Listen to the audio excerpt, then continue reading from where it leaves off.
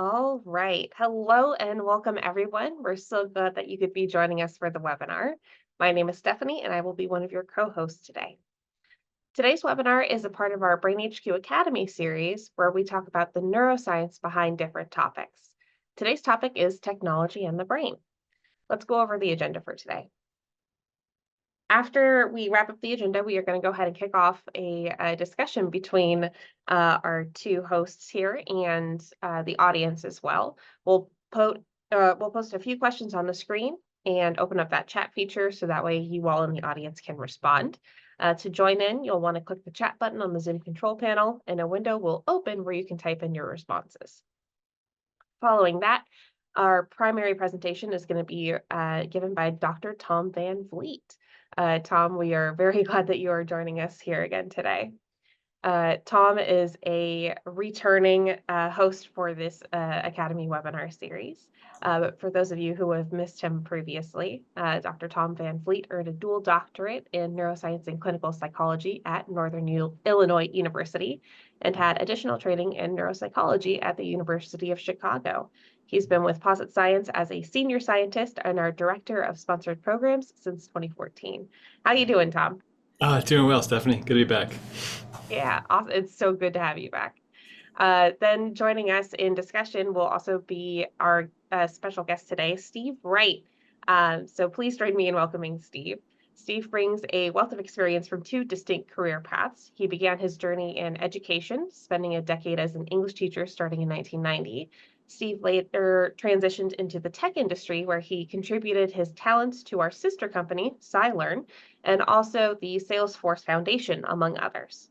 Steve's passion for education eventually called him back, and in 2015, he returned to the classroom, this time as a computer science instructor. So Steve, we're so glad that you are able to take time educating the youth in the area to join us for this webinar today. Great, I'm really looking forward to it. All right, and then after that, for those of you who maybe don't know how these webinars are structured, we will also open up a Q&A section at the end of the webinar. So if you at any point during the presentation today have a question, you can click the Q&A button on the Zoom control panel and a new window should pop up. Type in your questions there, and then I'll do my best to moderate those questions and get through as many of those questions to Tom and Steve as possible. Now, the last thing that I wanted to note is that today's webinar is being recorded, and it will get posted to our YouTube channel sometime in the next week. If you'd like to be notified when that video goes live, you can go to youtube.com/brainhq and subscribe there in order to receive a notification. We are also going to be bringing back the webinar follow-up emails, so you can take a look at your inbox sometime next week for that email as well. All right, so let's go ahead and open up some discussion topics here. Tom and Steve, the sort of questions that we have here are, what piece of technology has changed your life, and what piece of technology can't you live without? It might be the same thing, might be different things, but what do you all think? Steve, please. Sure. Well, it's a simple answer, but for me, it's the computer. I'm old enough to remember when there weren't computers on my desktop, and just sort of the sense of the kinds of power that one could wield once they got a computer, the things that one could do with it, and more specifically, the things that we could make with a computer. Sort of for both of them, really. Yeah. I'm eager for retirement when I can work at living without my computer. But as of right now, nope. Yeah, it does look like a couple of people in the chat have also reiterated computer as well. So it is definitely a very important factor in our lifestyles for sure. And Tom, how about you? Yeah, I resonate with that same sentiment, Steve. I look forward to a day I don't have to be on my computer. As useful as it is, I think my most compelling technology and leap ahead for me was the shrinking of the computer to fit in my pocket. I think my first smartphone was around 2005 or 6, maybe 6 or 7. but really dramatically changed sort of the freedom from which I could check in, do work, but also at the same time captured my attention more often than I like, as evidenced by my screen time indicators on a daily basis or a weekly basis. The average screen time can be up to 2.5 hours, which is a lot of time like this. So regrettably, can't get that time back, but I can choose better habits. Hopefully we'll learn more about that in my discussion. Yeah, a lot of people are also chiming in that their smartphones are a very, very important part of their everyday lives as well, which is also understandable. They have sort of become a mainstay. Um, I think for me, technology that has changed my life and that I can't live without.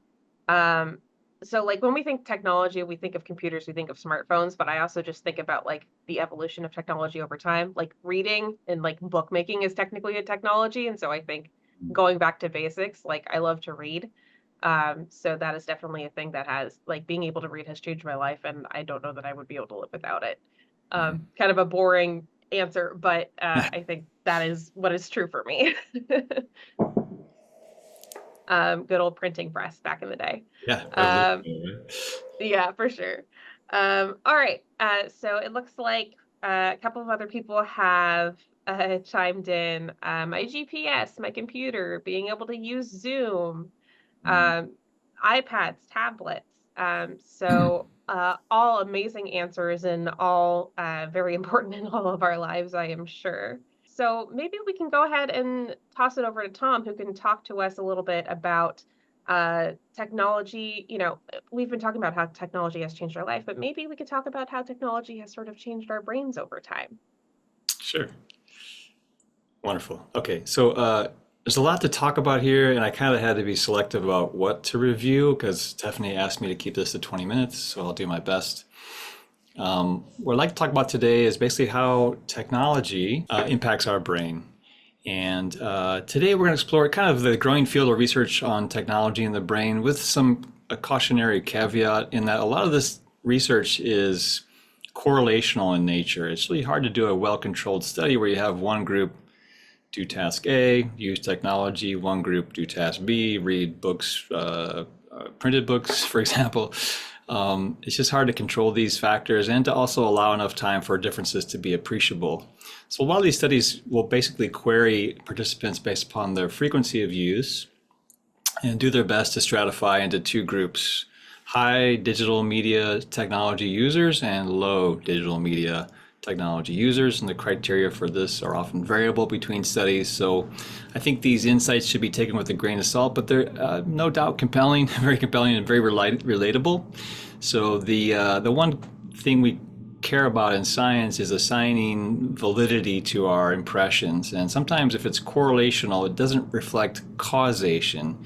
In fact, people who are high media users may have a different brain that precludes them to use media more often than the low media users. So that caveat aside, I'll go ahead and forge ahead and talk a bit about how our brains might be adapting to the growing use of digital media in our generation, the potential benefits and drawbacks of technology on our cognitive function, and then strategies for healthy tech habits. So there's no shortage of ways to connect nowadays, which is fantastic. As you mentioned, Stephanie, someone mentioned the chat box. Zoom is a sort of a transformative technology, allowed us to stay connected with others during, most notably during the pandemic and going forward. It's become a predominant game changer in terms of many, many industries. Telehealth for healthcare is now a thing that's quite standard. And prior to the pandemic, perhaps this was less so. But again, there's no shortage of things to choose from. And so I think it's interesting to look at how the brain, being adapted in a very social context without technology for millennia, has adapted to the use of these devices. One representative study I found really interesting was done by Kumar in 2020, in which they asked 3 different groups to communicate with a longtime friend they haven't connected with in a while. And they were assigned to either connect by email, by text, or to do a phone call, voice call, and then to report back the degree to which they felt connected, and also conversely, the degree to which the individual receiving the communication felt connected to the person initiating the communication. And what was interesting is that although email and text is very convenient, many of the participants reported, hey, I don't want to intrude on their life.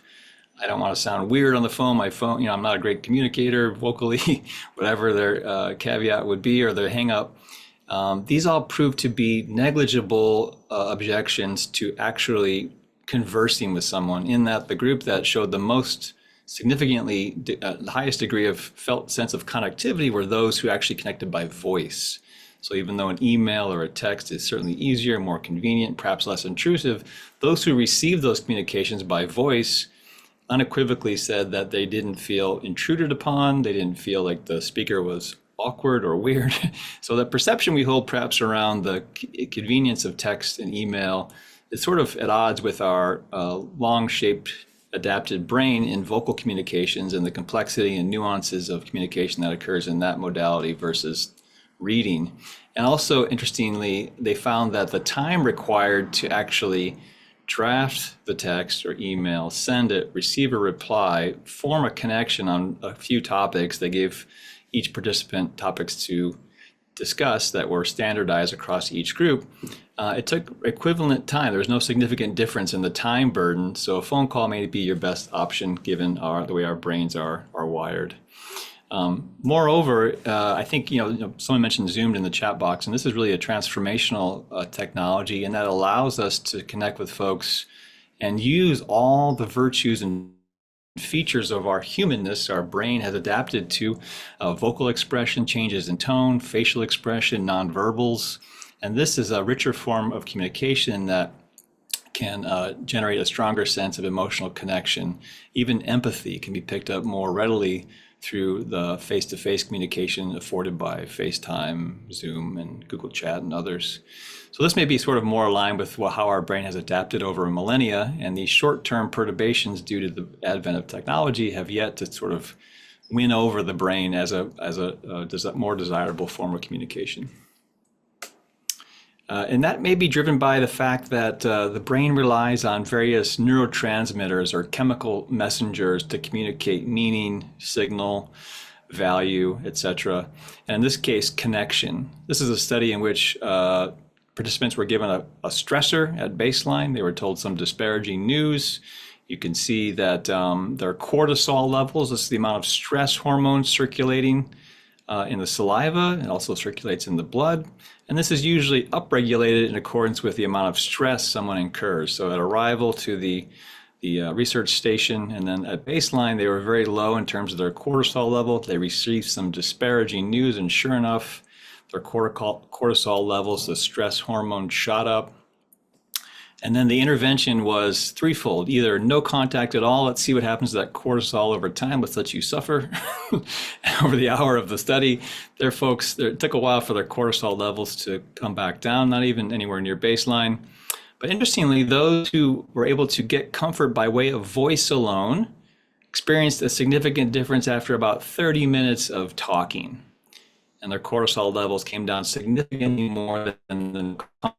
But even more than that, you can see that the touch, and this is sort of comforting touch, hand on the shoulder, reassurance, the physicality was the far and away winner, in that within 15 minutes, this is showing far superior benefits in terms of connection, felt sense of self-regulation, mood diminishment, and comfort, again, allocated by physical touch and not necessarily the voice. So to take it one step further, naturalistic communication may be best, and there's really no replacement for our human-to-human contact in terms of how our brains are wired, in that this elicited more of this hormone or neurotransmitter called oxytocin you may have heard of. It's called the love hormone, often emitted in times of intimacy or connection or felt sense that you're being heard or connected with.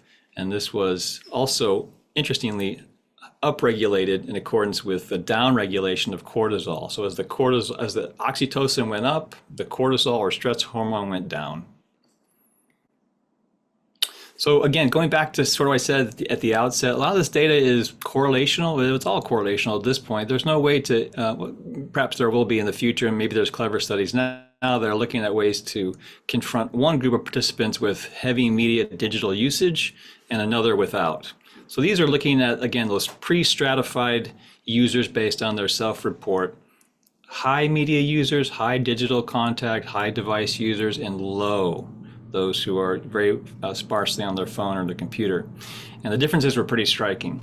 So what we found here in terms of the connections in the brain, we saw a reduced gray matter volume. This is sort of the amount of energy or cortex or brain matter that's occupying a key part of the brain called the orbital frontal cortex. And this brain structure is highly linked to reward processing and decision making. So this shrinks with high media users relative to low media users, or I should say more specifically, it was found to be lower in terms of overall volume in the high media users versus low. Another study looked at passive internet viewing, looking at videos or just scrolling social media, also showed a reduced gray matter volume in the prefrontal cortex. And this is this nice purple area here, the most highly evolved part of the brain, what some consider makes us human, truly.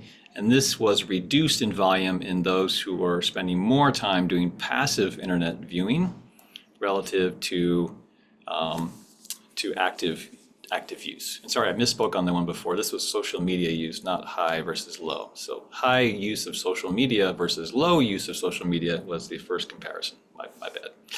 So you're losing orbital frontal cortex, you're losing prefrontal cortex, which controls nearly everything, decision making, impulse control, as well as a slew of other important behaviors. Both of these areas were reduced in terms of their density and perhaps their compute capacity. Again, one other study looked at the effects of passive internet viewing, not engaging in anything active, no critical thinking, just looking at videos or scrolling Facebook, these sorts of things. And it showed decreased connectivity from these key brain areas with other structures of the brain responsible for pattern learning, pattern recognition, well-learned behaviors. The efficiency and fluidity with which we engage in the world was sort of the core functionality of these, what are called cortical, subcortical loops, or connections that stem from the highest parts of the brain in terms of complexity down to the lower, more ancient brain areas, which are responsible for pattern behavior.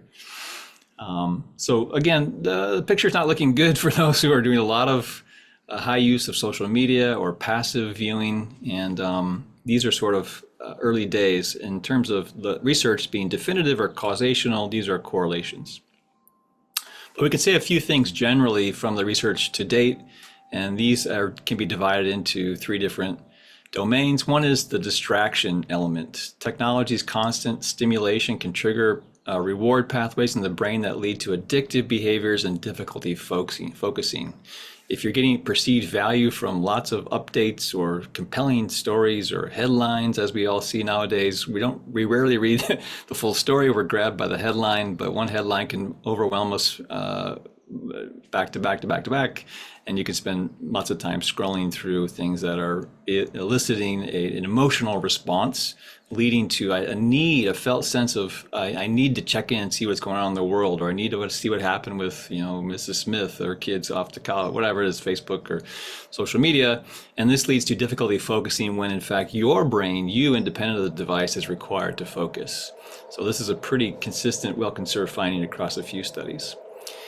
And then this is sort of speculative in some sense. There hasn't been a great study looking at memory in terms of relying on external sources of memory, looking up Google searches, or now using AI to do the thinking for you. But what we do know, at least our theoretical notions are, is that this lessens the opportunities to keep the brain sharp with critical thinking, recalling information on your own, and decision making independent of influence. And this is what our brain's wired to do. We're very independent agents. And so relying on too much on external memory sources such as Google may sort of lessen your opportunity to keep your brain sharp. And then interestingly, I found there's a few studies on this, and I found a really compelling one to talk about next, but working memory, this is sort of your mental workspace. And this is a real important critical gateway to long-term memory. If you can't hang on to things in your active memory space when you're learning or engaging or problem solving, it's unlikely to make it to the long-term storage in a very high fidelity, easily recallable form. So working memory is a critical gateway to higher order cognition, memory, and performance. And this is clearly shown that too much time on devices can negatively impact our ability to hold and manipulate information in our minds. And let me show you one study I found really compelling, highly cited. This is by Ophir and his colleagues. And this was done looking at, again, the stratification between high media, high digital usage device users versus low media. And again, the stratification varies across studies, but they did a good job of defining those who are spending a lot of time on the internet or computer versus those who are spending little time on the internet or computer. And the results are quite striking. And this is the result of a couple different experimental paradigms often run in cognitive neuroscience, or learning how the brain works or thinks. And this is a study in which subjects were asked to hang on to information occurring 2 intervals behind the current information, or 3. So the further back in time, excuse me, the higher the false alarm rate for those high media users. And this was involved in a task where you're looking at a target, but you're also looking through and sifting through information that's not relevant, kind of a parallel task of filtering, determining whether it's relevant or not. And these 2 tasks, we can call them task A and task B, were often switched between by the participants. They had to go from A to B and back to A. And what they found in high media users is that they were more likely to respond to information that was outside the realm of the current task. There was more contamination from task B into task A, and therefore the error rate was significantly higher for these high media users. And then also another task in which there were minimal distractors, the speed of responding, some think that, maybe some digital use can improve speed of processing. Maybe your passive viewing on the internet, because you're scrolling through so many stories, can increase the speed at which your brain is processing information. Well, this study seems to point out that it's not really a difference at all between low media and high media users. So those claims that it may be beneficial in terms of your viewing capacity or viewing behaviors are sort of unfounded at this point. In fact, those folks who spent more time on digital media devices were more prone to being interfered with by distractors. They had more difficulty filtering out irrelevant information, probably because the preponderance of data coming into the brain, story after story after story. Now it's even easier to digest a dozen or 200 stories within a few minutes by scrolling. You don't have to wait for the page to load nowadays. It's just scroll up with your thumb and you can bombard your brain with information.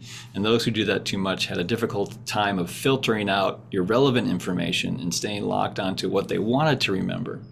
So this is one really compelling study that shows evidence of cognitive challenges associated with too much time on digital media. Again, this is sort of looking at a couple different dimensions of engagement, which I'll get into here in a minute.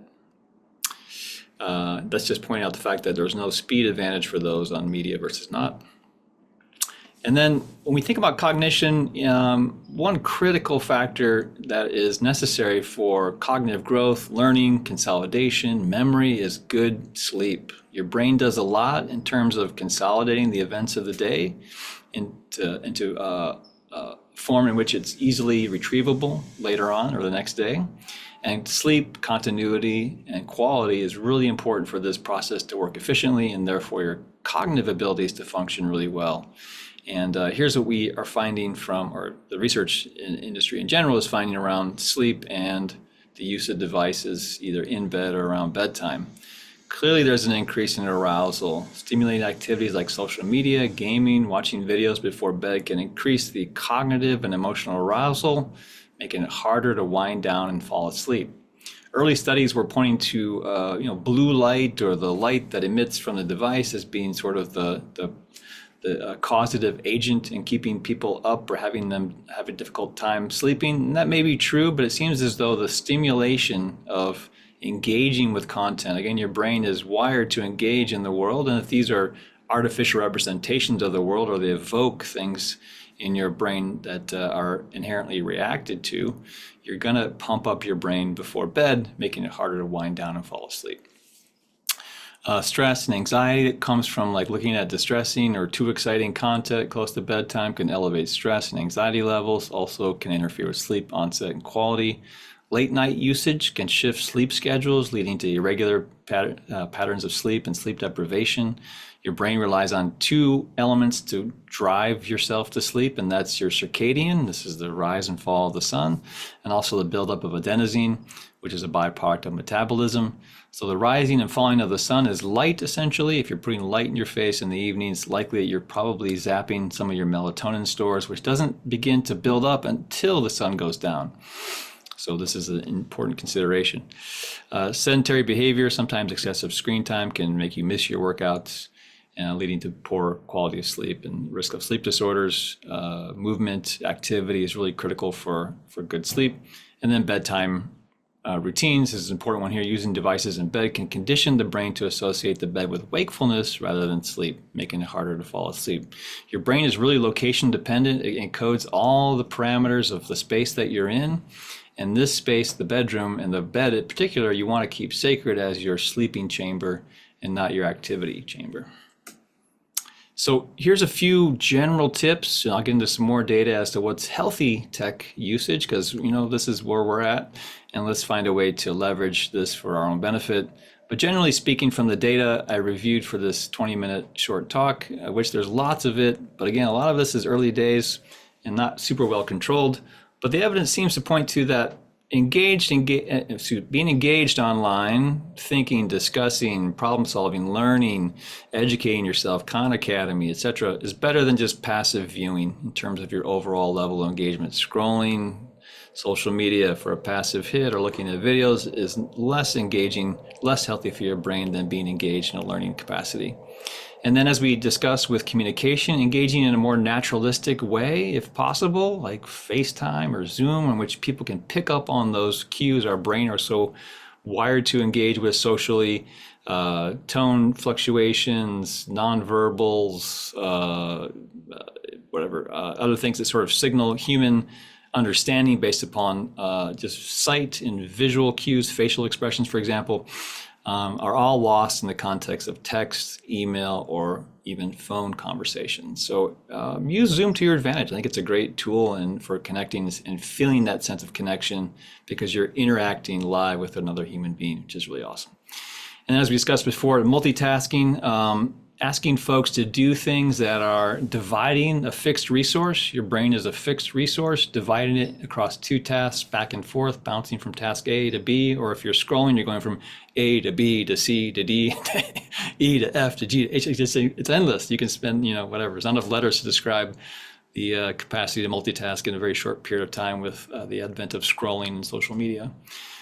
Choose single tasking if at all possible. Just try to stay linear in your operations. Accomplish task A before moving on to task B. This is just a sort of a well-known notion about the brain. Again, dividing a fixed resource into two smaller resources makes both tasks less efficient. So try and stay linear, naturalistic, and engaged in all of your technology behaviors. So let's talk about one thing we know is really good for your brain. It's on technology. You can get it through an app. You can get it through your browser. And this is BrainHQ, an online cognitive training that's available through your Medicare Advantage plan. And we know through hundreds of controlled studies, I'm just showing a few here, that targeted engagement, linear in nature, and designed by neuroscientists to drive parts of the brain to readily adapt through challenge, through critical thinking, through speed, capacity, all the things the brain was designed to do can be replicated in some sense in an abstracted fashion by way of these exercises on BrainHQ, and the benefits generalize nicely to cognitive operations outside of the training context, and even compared to active controls. So the green is the BrainHQ group, getting much faster. Smaller is better, or lower is better in this case. This is pre-training, post-training, about 12 weeks, roughly 12 to 20 hours, about 15 minutes a day, 4 to 5 days a week. Can result in a really massive shift in your processing speed. And then those who did either casual video games or another active control, another learning activity, didn't have that boost in processing speed. So this is a key feature of BrainHQ, is elevating the speed at which your brain takes information in, processes it, decides on accurate versus inaccurate, right versus wrong, and makes a decision and execute that. The whole pathway involves probably 6 to 8 different mental operations that have to work in harmony and at high efficiency that are gated by the prior operation. So if you speed all of that up, you're going to feel like you're just viewing the world at a much faster rate. This leads to better memory, again, going back to sort of the critical gateway to memory, working memory, processing speed, getting information in, keeping it there and keeping it in high capacity, but also high fidelity, and not prone to interference from other information is really important. And BrainHQ helps you do that. You can see that overall memory improved in the intervention BrainHQ group versus the active control, in which there is no change. And this translates nicely to everyday cognition, functional abilities. And this, again, smaller is better, pre versus post, versus a control in which there was no change. And let's just call out a few of those things that BrainHQ does generalize to. And over 32 randomized control trials, the highest burden of scientific proof has shown that training gains are garnered through practice on BrainHQ transferred to everyday life. Resulting in really solid, tangible benefits: decreased at-fault motor vehicle collisions, increased ability in everyday functional abilities, finding your car keys, going from one room to another without losing your objective. What did I come in this room for? Improved skill acquisition. So if you want to learn something new, if you're doing BrainHQ, you're probably going to learn it faster. Improved locus of control, that sense of agency that wanes with age as we feel like we're more sedentary or less engaged. We lose that sense of great control. This can also be improved by BrainHQ, and overall leading to a better health-related quality of life. Your perception of the quality of your life is significantly better. These are really interesting studies and standard measures in the medical industry to evaluate these constructs, and these are all changing in a significantly positive direction. Notably, we didn't design these studies to look at mood, but sure enough, you can look at a delay in the onset of age-related depression and a reduction in depressive symptoms if they're there. And this results overall not only in sort of more agency and quality of life and cognitive control and less mood issues. This all, sum total, equates to less healthcare related engagements and therefore decreased healthcare payer related costs. And then most notably, we just got data a couple of years ago from our first longitudinal study, 10 years later after doing a period of time, I think with 3 or 4 months on BrainHQ. And that's it. And then flash forward 10 years, those folks that did it had anywhere from 29 to 48% reduction in the incidence of dementia. So this is big news and a great motivational factor here.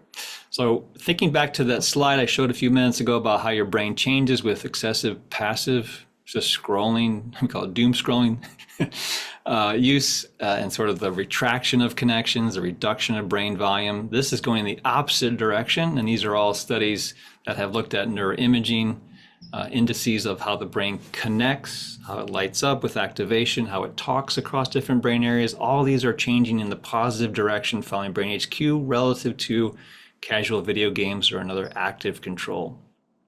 And then most notably, we are getting the results from a new study looking at the expression of a key neurotransmitter, sorry, it's hard to read, called acetylcholine. And this has been implicated in memory issues. The reduction of acetylcholine is age dependent and has been linked to dementia. A lot of the drugs used for dementia, early dementia onset, address acetylcholine. And sure enough, if you're doing BrainHQ, you're actually naturally expressing up to 15% more of this healthy neurochemical. In addition to having brain areas talk more fluidly and efficiently together, growing connections between brain areas. Your brain is very active, it's adaptive throughout the lifespan. BrainHQ encourages growth relative to casual video games and other controls that are active in nature. And these are active areas of new growth as a result of the BrainHQ experience. And then key nodes of activation involved in various operations, executive control, also grow in terms of their functional specificity and efficiency. And again, attributing the cognitive benefits are all attributable to these changes in the brain. So let's get to some strategies around healthy tech engagement. As I mentioned at the outset, I'm always embarrassed by how much time on average I spend like this every day on my screen.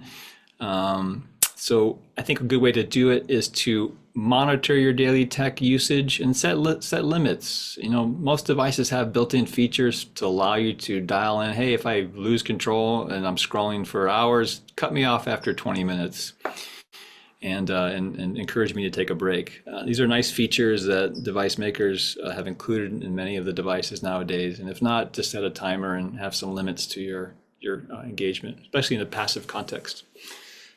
This is when I use at home, create tech-free zones. I have kids, and sometimes, the reach of devices can just run rampant. And so we have certain parts of the home that are designated as, tech-free zones. If you want to use your phone, you have to get up, go into the kitchen, by the sink. Your phone will be there. We'll be monitoring how much time you're on it. And once you leave that zone, you can't take it with you. The phone stays there. The rest of the house is a no phone zone or no tech zone. And these are important for activities like family dinners, in my case, or in the bedroom. As I spoke about before, you want to try and keep the bedroom sacred in terms of device contamination, engagement, so that your brain can do what it does naturally for millennia, take you to sleep and give you good quality sleep. One rule that you could think about trying is every 20 minutes of screen time, shift your perspective to look at something at least 20 feet away for 20 minutes to reduce eye strain, to shift your brain from highly focused near vision to the horizon, or go outside and look at the beautiful yard or trees or flowers or what it is. It's time of year, there's a lot of things happening outdoors. Go outside, shift your perspective to long vision rather than tight vision. And this is a great way to restore the brain function in short intervals. And this can be even 5 minutes would be beneficial, but it doesn't really match my nice heuristic here, 20. Take movement breaks, get up and move for about 5 to 10 minutes every hour to improve circulation, prevent muscle stiffness, but also to engage your brain, improve your circulation, and prevent that sort of long sessions of scrolling. Mind your posture. This is a really interesting one too. You may see this in people who are on their phone. They're often hunched over, their shoulders round off, their necks are all crooked to get more tight viewing of the phone. And this is obviously not ideal posture. Your brain actually responds quite favorably to upright, open posture. It sends a signal to your brain that you're ready to be alert, engaged, you're in a safe environment, your chest is open, your heart's exposed. These are really important cues that, again, the brain has adapted to over millennia. So if you're in this sort of hunched over on my phone position, you're likely limiting your cognitive resources just by the nature of your posture. And again, these things are largely isolating. It's really depressing. I drove past the high school the other day, and every kid coming out of the high school, it was the end of the day. Nearly every kid coming out was on their phone. Even crossing the street, they have this phone. I mean, there's traffic coming from both directions, and they have no idea what's going on around them, but they're locked onto the phone. And they, meaning largely us as a culture, are really in love with our phones, and this is really isolating us more and more. And that impact, I think, is being felt widely. So again, prioritize social connection for your own mental well-being and for those around you. Prioritize face-to-face interactions. Texting's convenient, but try to prioritize phone calls or video chats for a deeper connection. Again, these are no more of a time burden or imposition, as that study I referenced earlier. Both sides of the conversation on the phone call felt much more connected to, didn't feel intruded upon at the end of the call. They felt like they connected at a deeper level, had a more meaningful exchange than reading someone's email or text. Seek quality content. Be mindful of what you consume online, limit exposure to negativity, and seek out information and entertainment that uplifts you. Your brain is naturally primed by what you see, and it's your privilege to prime your brain with something good and positive, and to limit the degree to which you invade your mind and consume your mind with negative issues. The news are things that are usually or sort of generally blown up and completely out of your control. So infusing your mind with that all day long is going to put you in a bad mood state because there's no agency. And yeah, the world has problems, but the degree to which we can control those from afar is usually limited. Not to say you shouldn't be sort of politically or socially minded, but in some sense, feed yourself too. If your cup is empty from too much depletion to negativity, you can't pour out anything to yourself nor anyone else. And then embrace tech-free activities, schedule activities that don't involve screens, like spending time in nature, exercising and pursuing hobbies. These are very, very rewarding. If you put those off because you got hooked on your phone, try and re-engage with one that you found enjoyable before. This would be a good place to start. So remember, consistency is key. It's really easy to slip back into heavy tech use when it's not necessary. Control your time, set limits, incorporate these habits into your routine, and then leverage technology for a healthier, more fulfilling life. Do things like BrainHQ, but only do it for 15, 20 minutes. Get your dose in, like you go to the gym, you don't spend all day at the gym. You go to the gym, you exercise, you leave. Do your brain exercise as well. Keep it bounded, put the device away, go have a walk outside or meet with a friend. So thank you for your attention. All right, fantastic presentation, Tom. We already have quite a few people coming in with questions, but I am going to reserve those for the end.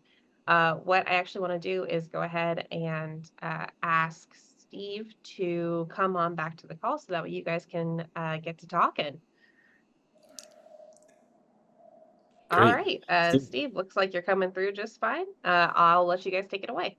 Excellent. Well, Steve, great to have you here. Thanks so much for joining us. We don't always have a guest, but it's a great pleasure to have a guest and someone as experienced as you and around these issues. I really look forward to hearing your input on a few questions I've prepared in advance, but happy to pivot at any point for things you feel like are important given what I discussed in my little talk here. So first off, as an educator, have you observed any changes in student learning or behavior related to technology use in your classroom? Yeah, absolutely. I mean, it's, part of the benefit of being old and having started teaching in 1990, before we really had computers in the classroom, right? Means that I've seen tons of change relative to technology, and certainly all the things that you were talking about sort of what we often talk about as sort of addiction issues relative to technology, are a huge piece.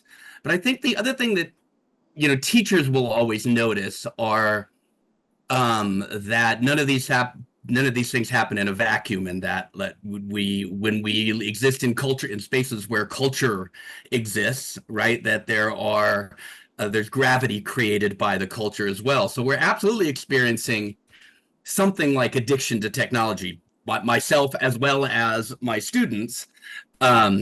And I think it's important, and I'm glad you brought that in, is that this is an addiction that we all have. It's more difficult for kids because they haven't built some of the decision-making and self-advocacy sort of habits to make those changes. But I think there is a feedback cycle in that, the phones themselves and the social media, they have sort of a techno-nicotine kind of designed inside of them to keep us addicted to them, right? And simultaneously, culturally, we sort of have this sort of fascination with extremes right now, which means that we sort of tend away from nuance. And all of that, those two things really sort of push us back into our phones. And especially kids, where it's really rough. Kids will take their phones. So I teach computer science, which means that there are always computers in front of kids in my room. Always. I have no paper in my room, right? And so it's a very different scenario, whereas a lot of teachers can simply just say pens and paper, right? And that's, we don't do technology today, but in my space, it's always technology. There's always technology, right? And so the only thing I can lean into is students' self-advocacy, students making good choices, and why would they make those choices and those sorts of things. So I'll often see kids take like a Netflix video that's on their phone, and they'll balance it in front of the monitor on their laptop while they're coding. And I'll see it and I'll be like, what are you doing? And, I'm multitasking. No one asks. Right. Jeez, man.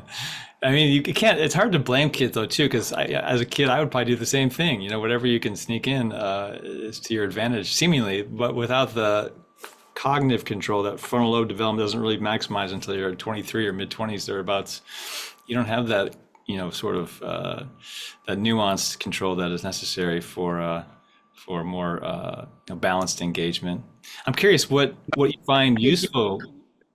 Book inside of a textbook, right? And because it's like two versions of the same thing, right?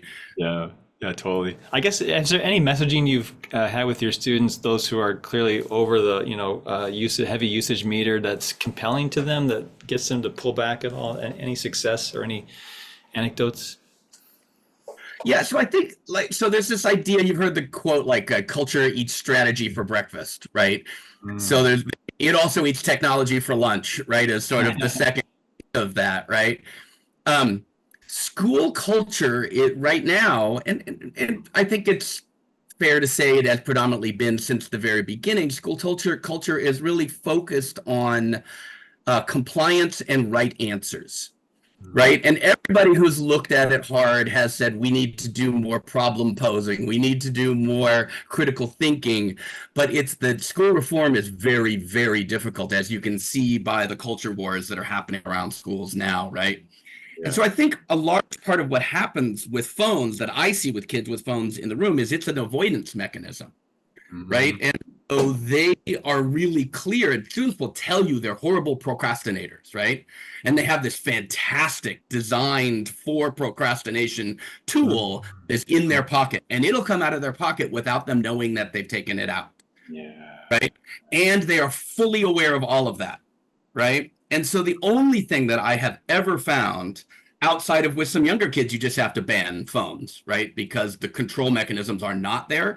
But like with juniors and seniors in high school, I think it's negligent if we aren't teaching them to control their usage, right? And so, but what that means is that I have to create an environment, an educational environment that values curiosity above right answers. That them like addicted to learning. And then like now the phone or the computer becomes somewhat interesting, although it's just too easy to get distracted, right? Yeah. But it's more interesting because it is an amazing source of information. And if we can begin to build the critical thinking skills for students to sort that information, especially driven by an engine of curiosity, like if they're actually looking for an answer or looking to be enriched, the equation changes. It gets flipped on its head completely. Very interesting. Yeah. Different parts of the brain engage when you're curious rather than of being avoidant. I mean, radically different, right? So that's a really interesting comment and strategy to sort of provoke curiosity as a means to buffer that, whatever proclivity to escape. So yeah, I guess in that vein, I guess, are there other things you use and you find valuable or how you maybe leverage technology in the classroom to enhance learning? Yeah. So, I always want my classroom to be a place of student choice and agency where they're practicing choice, they're practicing their agency. And so I'm always looking for the tools that we use in my classroom tend to be the really traditional tools that everybody totally takes for granted and that people wrote at the beginning in here, like word processors, spreadsheets, things called learning management systems, which are Google Classroom, which people probably don't know what they are, but they're basically tools that enable me to present assignments and do grading and give some communication feedback asynchronously and those sorts of things. Calendars, email, SMS, like all of those are like the generative tool. Artificial intelligence has stolen the word generative from us, which is really annoying. Right. Generative is what humans do, right? Right. Technology are really good at enabling generative ideas, right? Because it's the whole explore exploit issue, right? So high school students don't get enough time to explore, to just try things and to make things break and figure out why they broke, right? As opposed to getting a right answer on the test, right? Yeah. So I'm always looking for those tools that enable exploration. And there's actually very few of them that are purpose-built for that.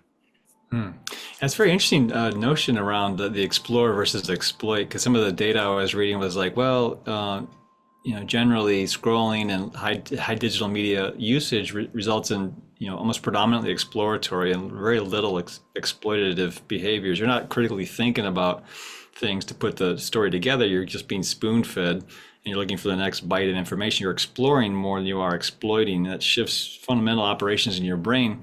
But you're raising an interesting counterpoint there, in that sort of using the device in a smart way allows people to be more exploratory and find the answers to questions they're naturally curious about. That's really cool. Yeah, my sort of empirical observations of students is that when they're scrolling, that's not exploration, it's avoidance.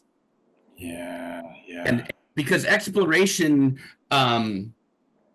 requires exploitation, essentially, right? So the reason why exploration is valuable, because we begin to assimilate new knowledge and new questions that we can then use. John Dewey talked about the teacher's job is to create experiences that live fruitfully and creatively in future experiences, right? That's the purpose of exploration, is an experience that will live fruitfully and creatively in the next experience. That's what you were saying about how, like, when we get upregulated by being excited about learning, we tend to store it in a place that is more solid and retrievable, right? Which is my layman's interpretation of what you said. No, no point. But I see that with my kids, right? So if I pay attention to their affective state, it actually means that, like, they're going to own that learning differently than if it's just because they got to get an A on the test. Then they're just going to cheat. The ROI is really good. Yeah, totally. Well, that's a really interesting point. I really, I have one more question for you. And I guess I can go two different directions. You've named a few tools that you find valuable. Google Classroom, I find really helpful with my kids too. Thanks for mentioning that. I guess I'm really curious about something you offered that's not on my list of questions, but you mentioned it in an email to me. I'd prefer to talk to you face to face, of course. But you mentioned that there's this sort of notion that, of course, with the advent of AI, that, maybe computers are smarter than me, and that you start with the premise that, no, computers are stupid. You're the smart one. You're going to use this as a tool, not as a teacher or a director of your life. Can you speak more about that?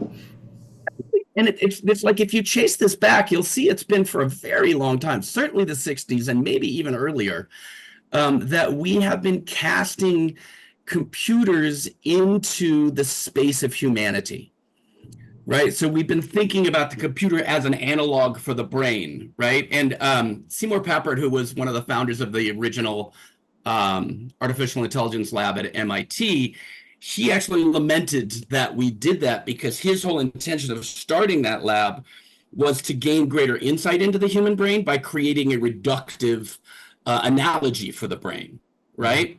But because it became profitable and motivations changed, that's my interpretation, of course, we continue to define humanity, and in specifically the brain and things like motivation and intelligence. We now are defining those words to include things that computers can do, right? As opposed to saying the computer is a brain. No, we'll just redefine brain. And now there's definition 1 and definition 2.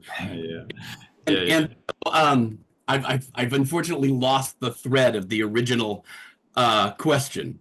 Oh yeah, no, it's okay. It may be a good time to pivot, because Stephanie's telling me we should probably take some questions from the audience. But this is super helpful, Steve. Thanks for your insights. It's really valuable. I could talk for you another hour about this stuff, but maybe we should hear from our audience.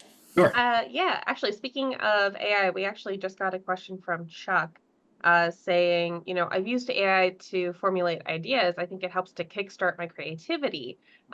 This talk about, offloading our cognitive function to AI and to other technology resources. What's sort of the balance there? What are your guys' opinions on that?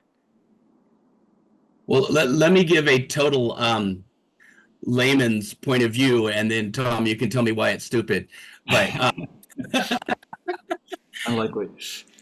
My greatest fear of AI, especially as it relates to things like creativity, and especially as it relates to students who are learning about the generative powers of their own creativity, right, is that it will steal that from us.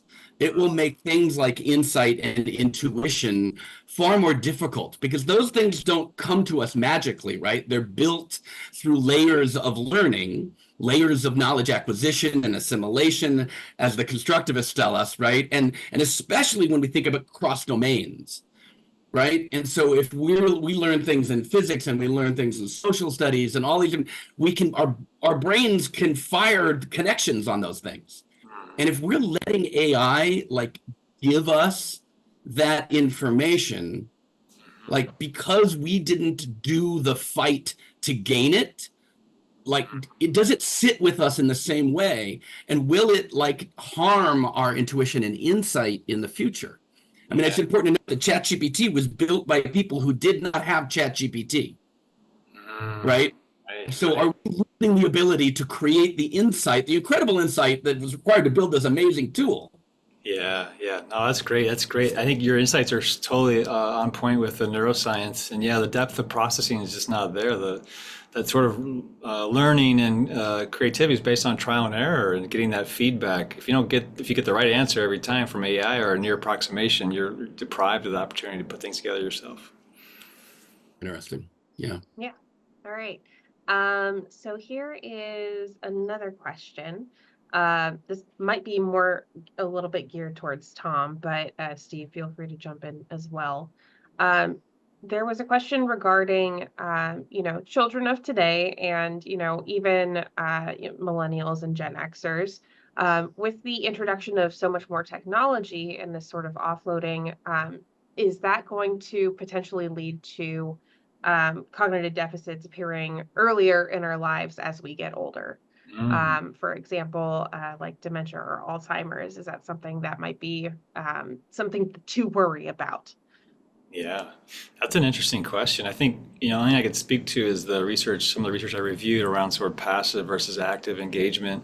And things like BrainHQ, which really challenge your brain to work faster at higher capacity, are really significantly changing the architecture of the brain and by extension, the behaviors that are coming from your brain. You're quicker, you're faster, you have better memory, and that all fortifies the brain. As you mentioned, Steve, those connections forming are really important. And as they begin to sort of retreat in older age, you rely on what you gain, what's accrued over the lifetime to sustain you, despite the fact that we're living much longer than our brains were designed to live. You can still have a great and long vital life if, in fact, you're actively engaging in the learning process. I think one point you raised, counterpoint is like, AI could sort of offload this critical thinking force, or as one of the viewers mentioned, it could be an incredible tool to sort of add another perspective. It may not be the best perspective or the only perspective we should rely on, but certainly an interesting way to concatenate a lot of information into ideas that may not be completely obvious to us at the outset. So it's a good tool, but bad overlord. I think that's exactly. All right, we had a couple people that were a little worried about reading books before bed. We talked about how sleep and, how a bedroom should just be a domain where like sleep is the only activity you should really be participating in. But some people like to read their book on an e-reader or on their phone. What is sort of your hot take on that? Is it better to go with an actual like paper and ink book, or is it okay to go ahead and use that device? For those of you who are unaware, there's a whole webinar on sleep that we hosted a few months ago, and that's on YouTube. I would encourage you to check that out. I think, there's some back and forth as to whether a TV in the bedroom is good or bad, whether reading from an e-reader is bad versus paper. I think the formula with which I gravitate towards, and again, this is not definitive in nature, is that the quality of the reading or the content that you're taking perhaps is most important, right? If it's very soothing nature documentaries you're watching, cool. Maybe that's okay before bed. If you're watching like a shoot 'em up movie like they all seem to be nowadays, then it's probably a bad idea. I think the e-reader versus naturalistic book is a much lower, sort of decision point. And I think you're probably okay with either. Yeah, I would venture to say the same thing. The quality of the content and whether it is sort of, again, you almost want to venture towards like a passive Yeah, mindset when you were starting to wind down and get ready for bed. So doing anything that's going to overactivate might not be the best idea right before bed. right, right. All right, and then let's see here. Oh my gosh, it's already 11 o'clock at the top of the hour. So much to talk Um, about on this topic. I know. Oh my gosh. So I think actually I want to go ahead and start wrapping it up. I'm so sorry, everybody. I know everybody had so many wonderful questions, but there was such a wonderful discussion Yeah, there. we'll have to have you back, Steve, perhaps on a AI specific topic. Oh, I'd love I would. that. It's a lot of Yeah, fun. that'd be great. Yeah, yeah. Um, Okay, so let's go ahead and move to wrapping up. Thank you, everybody, for hanging on there. So thank you all for participating and joining us for today's webinar. Our next webinars are going to be July 17th. We have an office hours webinar called Challenge On, where Henry and I are going to be demoing difficult exercises for you live. within BrainHQ.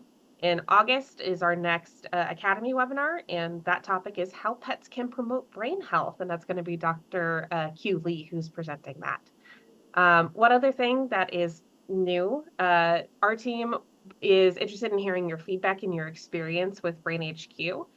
So sometime next week, I will be sending out an email to everybody who is registered for the webinar that will include a link to a feedback form, basically, that you can fill out, or you can set up a meeting with us and we can do sort of a live feedback option.